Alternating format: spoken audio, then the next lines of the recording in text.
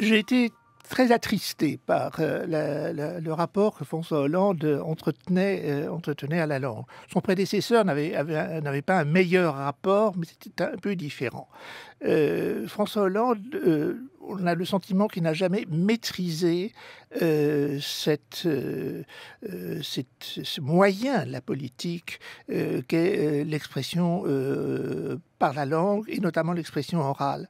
Même à l'oreille, j'avais été très frappé par le fait qu'il n'arrivait pas à conclure ses phrases sur une note suffisamment basse pour donner le sentiment à ceux qui l'entendaient qu'il avait en quelque sorte conclu.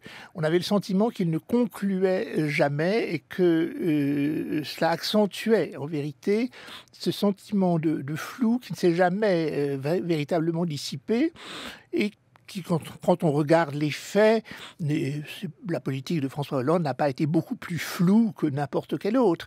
Mais l'absence de sens, je dirais, presque de sens auditif à l'égard de la langue, l'a profondément desservi, je pense. Et alors pour Emmanuel Macron, pour autant que vous puissiez en juger sur le peu de discours... En tout cas, les deux premiers exercices importants, bien entendu, il a parlé avant, mais j'avais moins suivi, là j'ai fait attention.